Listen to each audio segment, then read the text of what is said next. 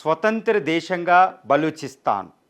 నిన్నగాక మొన్న భారత ప్రధాని నరేంద్ర మోడీ గారు ఏలు పెట్టి చెప్పారు పాకిస్తాన్ అంతం నిశ్చయం అని. అదేవిధంగా అజిత్ దోవల్ గారు ఎన్నో సందర్భాల్లో చెప్పారు, మీరు మా దేశంపై కన్నేస్తే మీ బలూచిస్తాన్ స్వతంత్ర దేశంగా అవతరిస్తుందని. ఈరోజు అదే జరిగింది. బలూచిస్తాన్ ఒక స్వతంత్ర దేశంగా ప్రకటించుకోవడం జరిగింది. క్వెట్టాని భారత పాకిస్తాన్లో యుద్ధం చేస్తూ ఉంటే క్వెట్టాలో పాకిస్తాన్ ఆర్మీ మీద అటాక్ చేసి క్వెట్టాని తన స్వాధీనంలో తీసుకుంది.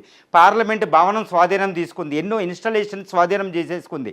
ఈరోజు పార్లమెంట్లో క్వెట్టా అంటే బలూచిస్తాన్ క్యాపిటల్ క్వెట్టాలో బిఎల్ఓ బలూచిస్తాన్ లిబరేషన్ ఆర్గనైజేషన్ ఇది కాందహార్లో ఉంది. ఇప్పుడు క్వెట్టాలో వచ్చి అక్కడ స్వతంత్ర దేశంగా ప్రకటించుకుని తన ఫ్లాగ్ అన్నిటి పేర్చుకుని ఏమడుగుతుందంటే ప్రపంచ దేశాలని మమ్మల్ని ఒక స్వతంత్ర దేశంగా గుర్తించమని అడుగుతుంది. అసలు ఏంటి బలూచిస్తాను?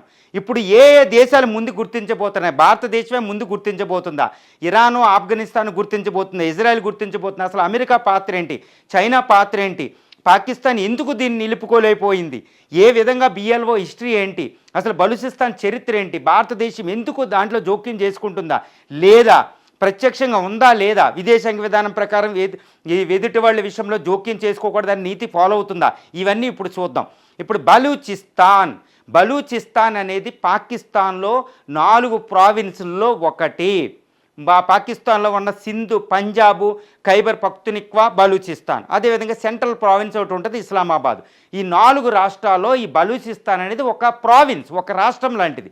ఇది మొత్తం 7,96,000 చదరపు కిలోమీటర్లు పాకిస్తాన్ మొత్తం భూభాగం అనుకుంటే ఇందులో బలూచిస్తాన్ 44% అంటే 3,47,000 చదరపు కిలోమీటర్లు కలిగి ఉందండి.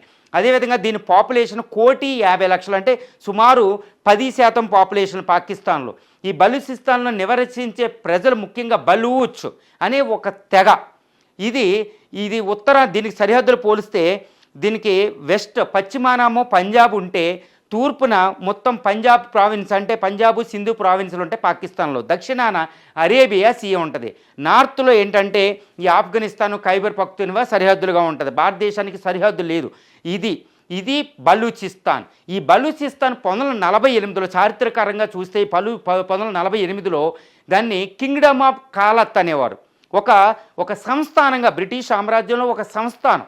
ఇప్పుడు నిజాం సామ్రాజ్యం లాగా 1948లో అప్పటి పాకిస్తాన్ ఏం చేసిందంటే పాకిస్తాన్ ఏర్పడ్డాక ఈ బలూచిస్తాన్ను తన ఆక్రమణలోకి స్వాధీనం చేసేసుకుంది ఆర్మీ యాక్షన్ ద్వారా. ఈ విధంగా బలూచిస్తాన్ పాకిస్తాన్లో భాగం అయిపోయింది. అప్పటి నుంచి బలూచ్ పీపుల్ అడుగుతారు మాకు స్వతంత్రం కావాలని. కానీ ఆ స్వతంత్రం అనేది కాస్త తగ్గింది. కానీ పాకిస్తాన్ ఏం చేసిందంటే ఈ బలూచిస్తాన్ ఏదో పరాయి దేశంగా చూసేది. బలూచ్ పీపుల్ పట్టించుకునేవారు కాదు. తన ఆర్థిక వ్యవహారాల్లో కానీ, రాజకీయ వ్యవహారాల్లో కానీ, పార్లమెంట్లో స్థానాల విషయంలో కానీ ఏ విధంగా చూసిన వాళ్ళని విచక్షణ ఎక్కువ ఉండేది. Lot of discrimination economically, politically ఏ విధంగా చూసినా. అందువల్ల బలూచ్ పీపుల్లో ఒక రకమైన పరాయీకరణ, అలీనియేషన్ అనేది ఒకటి బాగా ఎక్కువైంది. అందువల్ల ఏంటంటే 1950, 60, 70 దశకాలు ఏంటంటే ఈ మూమెంట్ వచ్చేదనమాట మాకు స్వతంత్రం కావాలని. కానీ పాకిస్తాన్ అప్పుడప్పుడు ఈ ఆర్మీడ్ స్ట్రగుల్ జరగడం వల్ల అప్పుడప్పుడు హక్కులని ఇవన్నీ ఇచ్చేదనమాట, అంతవరకే. కానీ 1980, 90లో ఈ బలూచిస్తాన్ మూమెంట్ ఒక పెద్ద ఎత్తున కొనసాగిందనమాట. కానీ సైనిక ప్రభుత్వాలు పాకిస్తాన్లో జియావుల్ హక్ ఏంటి, తర్వాత భుట్టో టైంలో ఏంటి, తర్వాత ఆయూబ్ ఖాన్ ఏంటి, తర్వాత ముషర్రఫ్ టైంలో చాలా తీవ్రంగా అణచివేయడం జరిగింది. ముషర్రఫ్ టైంలో ఈ బలూచిస్తాన్ యొక్క నాయకులను కూడా చంపడం జరిగిందనమాట. కానీ అప్పుడు కాస్త అణిగినట్టు ఉన్న పాకిస్తాన్ మీద వందలాది అటాకులు, పాకిస్తాన్ ఆర్మీ మీద అటాకులు జరుగుతూనే ఉన్నాయి. ఇప్పుడు పహల్గామ్ అటాక్ ఏప్రిల్ 22కి ముందు కేవలం ఒక నెలకు ముందు పాకిస్తాన్ అంటే కరాచీ వెళ్ళే జాఫర్ ఎక్స్ప్రెస్ని హైజాక్ చేసేసింది బలూచిస్తాన్ లిబరేషన్ ఆర్గనైజేషన్. ఒక ఎక్స్ప్రెస్ని హైజాక్ చేస్తే పాకిస్తాన్ ఆర్మీ ఎంతో కష్టపడి వందలాది మంది సైనికులు పోగొట్టుకుని ఏదో పరువుకి తగ్గామని బయటకు తీసుకొచ్చింది అంటమాట. ఇది బలూచిస్తాన్కి సంబంధించిన వ్యవహారం. కానీ ఈ బలూచిస్తాన్ లిబరేషన్ ఆర్గనైజేషన్ భారత్ పాకిస్తాన్ యుద్ధం జరిగేటప్పుడు అక్కడ జరిగిన విషయాలు ఏంటంటే ఎన్నో వందలాది అటాకులు జరిగింది, క్వెట్టాను ఆక్రమించుకోవడం జరిగింది. పాకిస్తాన్ ఆర్మీకి సంబంధించిన రిపోర్ట్లు వచ్చినట్టు ఒక వందలాది మంది పాకిస్తాన్ ఆర్మీ చనిపోతున్నారు. ఇంకా ఏదో కొత్త రిపోర్ట్లు అప్పుడప్పుడు బయటకు వస్తాయన్నమాట.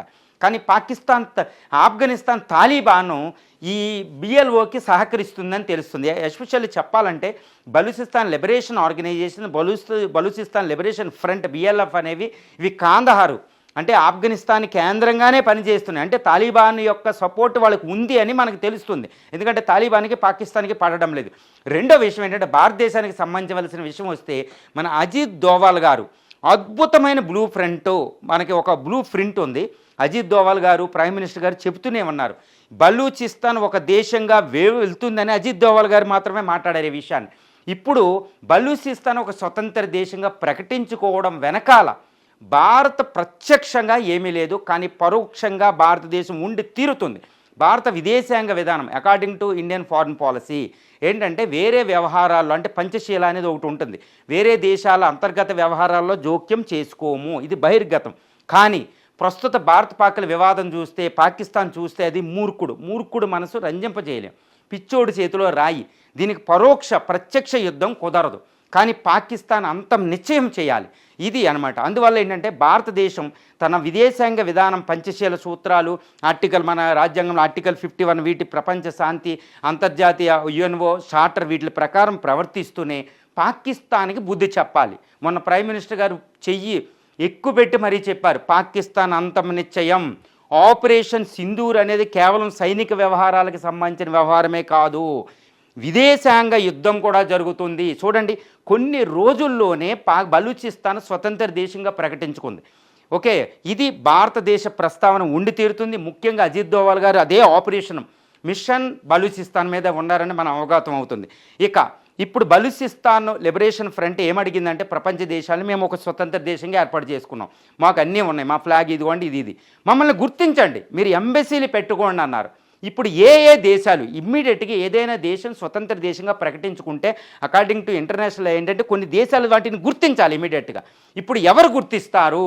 భారతదేశం మొట్టమొదటిగా గుర్తిస్తుందా? నాకు తెలిసినంతవరకు అకార్డింగ్ టు మై మైండ్ అది గుర్తించదు, వెంటనే భారతదేశం ఇన్వాల్వ్ అయినట్టు ఉండదు. కానీ భారతదేశ మిత్ర దేశాలని ఇజ్రాయెల్ అని, అదేవిధంగా అక్కడ ఆఫ్ఘనిస్తాన్ ఇప్పుడు మిత్రత్వం ఉంది, ఆఫ్ఘనిస్తాను, రష్యా పుతిన్ వీళ్ళ ద్వారా గుర్తింపు మొట్టమొదటిగా వచ్చే ఉంది. కనీసం 2-3 దేశాలు 2-3 రోజుల్లో ఈ రోజు నుంచి ఎప్పుడైనా గుర్తిస్తే ఇక బలూచిస్తాన్ స్వతంత్ర దేశం, తిరుగులేదనమాట. కానీ భారతదేశం క్రమంగా ఉంటుంది. ఇప్పుడు దానికి కావాల్సింది డబ్బు, ప్రపంచంలో పలుకుబడి కావాలి, ఐక్యరాజ్య సమితి వీటిలో. ఈ విషయంలో భారతదేశం పూర్తిగా వ్యవహరిస్తుందని ఆశించవచ్చు.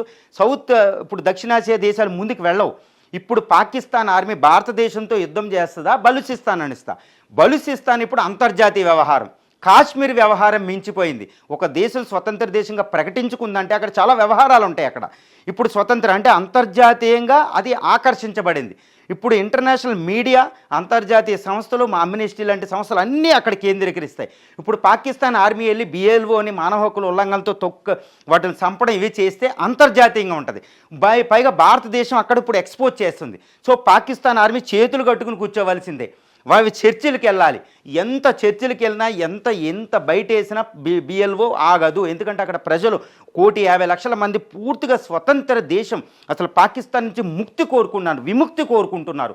కాబట్టి ఇంకా బలూచిస్తాన్ స్వతంత్ర దేశమే, అది స్వతంత్ర దేశంగా మనగలుగుతుంది. కాకపోతే పాకిస్తాన్ ఆర్మీ నుంచి తీవ్రమైన ప్రతిఘటన ఉండే అవకాశం ఉంది. కానీ అక్కడ పక్కనున్న ఆఫ్ఘనిస్తాన్, పక్కనున్న ఇరాన్ అనే సపోర్ట్ ఇక్కడ లేకుండా ఇది జరగదు అనేది మనకు అవగతం అవుతుంది. భారతదేశం కూడా పూర్తిగా మోరల్ సపోర్ట్ అంటే ప్రత్యక్షంగా ఇవ్వదు, డైరెక్ట్గా ఉండదు, పరోక్షంగా బలూచ్ వాళ్ళు ఒక దేశంగా ప్రకటించుకోవడం వెనకాల భారతదేశం ఉండి తీరుతుంది. ఇక రెండో విషయం ఏంటంటే చైనా ఉండదు, ఎందుకంటే అక్కడ గ్వడార్ పోర్ట్ ఉంది. ఇప్పుడు మొట్టమొదటిగా నష్టపోయేదే చైనా ఇన్వాల్వ్మెంట్ వస్తుంది, యుఎన్ వాళ్ళకి వెళ్తే వీటో చేయడం ఇవన్నీ చేస్తూ ఉంటుంది. కానీ యునైటెడ్ స్టేట్స్ ఆఫ్ అమెరికా మాత్రం ఇప్పుడు భారత్కి సహకారం. ఇదే నేను ఎప్పుడు చెప్తూ ఉంటా, Trump plus Modi equal to Pak అంటే చైనా నాశనం. ఇది మొట్టమొదటిగా ట్రంప్ మోడీ యొక్క విశిష్టత అక్కడ ఇప్పుడు మనకు కనపడుతుంది. ఎందుకంటే ఈ గ్వడార్ పోర్ట్ అనేది చైనా ఇండియన్ ఓషన్లోకి వచ్చే ఒక ఆయుధం. ఈ గ్వడార్ పోర్ట్ అనేది ఇక్కడ ఉంటుందండి. ఈ గ్వడార్ పోర్టు ఇప్పుడు చైనా నుంచి డిస్కనెక్ట్ అవుతే ఇండియన్ ఓషన్లో చైనా ఏమీ చేయలేదు, మధ్య ఆసియాలో చైనా ఏం చేయలేదు. ఇప్పుడు డిస్కనెక్ట్ అయింది, చైనా రెచ్చిపోతుంది, అమెరికా ఆపిద్ది, ఇండియా ఉంటుంది. సో ఇది అంతర్జాతీయంగా ఒక ఫ్లాష్ పాయింట్, ఒక ఇంపార్టెంట్ ఇష్యూ అవ్వబోతుంది అనుకుంటున్నా. కానీ భారతదేశం ఈ వ్యవహారంలో నిక్కచ్చిగా డిసైడ్ అయిపోయింది.